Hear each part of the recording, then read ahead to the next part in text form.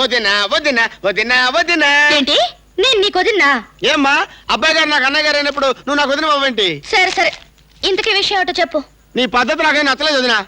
ఏ ఉవ్వా పల్లెటూళ్ళలో ఇట్లాంటి బట్టలు వేసుకుంటే ఎవడన్నా మెచ్చుకుంటాడు వదినా? మరి ఎలాంటి బట్టలు వేసుకోవాలి? చక్కగా తెల్ల చీర కట్టుకొని కట్టుకుని తల నిండా మల్లెపూలు పెట్టుకొని పెట్టుకుని గుమ్మ గుమ్మ గుమ్మలాడే చేపల పులుసు పట్టుకొని పట్టుకుని బాగా పొద్దొయ్యాక గడ్డం సాటికి వచ్చావంటే అబ్బో ఇలా కొట్టారంటే. మరి ఇవన్నీ చేసుకుని నీకోసం రావాలా? తప్పమ్మాయి గారు, నా కోసం కాదండి, అబ్బాయి గారు మనసులో ఉన్న మాట చెప్పానంతే. ఆ తర్వాత మేము ఇట్టాం. తాతిగా తాతయ్యకి నా కోపం వద్దు అంతే.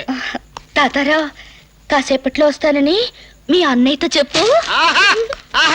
తెల్ల చీర మల్లె పూలు, ఓ తెల్ల చీర మల్లె పూలు, తెల్ల చీర మల్లె పూలు, తెల్ల చీర మల్లె పూలు, తెల్ల చీర. ఏంటి దానికి ఏదో సలహా ఇచ్చొస్తున్నావు?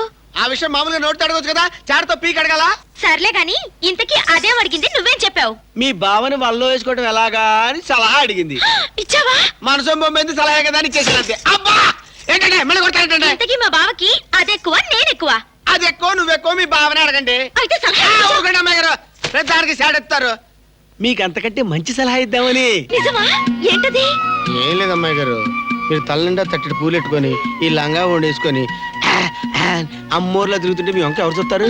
బిగుతైన బట్టలు వేసుకుని లేడిపిల్లలాగా చంగ్ చంగ్ చంగ్ అంటూ తిరుగుతుంటే ఆ అమ్మాయి వంకే చూస్తారు. అందుకని నా మాటని మోకాళ్ళపై దాకా లంగా కత్తిరించేసుకుని మీరు కూడా అబ్బాయి గారి దగ్గరికి వెళ్ళి సింహ సింహ సింహ సింహ సింహలాడితే కనపడ్డారంటే ఎప్పుడు మీ వంక చూస్తారు. ఇంకా దాని ఎందుకు చూస్తారండి? ఇదిగో తాతిగా. ఇదిగో తాతగాడు నా కోపం వద్దమ్మా. తాతారా, కొంచెం సేపట్లో వస్తానని బావతో చెప్పే. అబ్బాయి గారు, ఇటు సైడ్ నుంచి ఈవిడ, అటు సైడ్ నుంచి ఆవిడ, మీరు అయిపోయారు దేవుడు.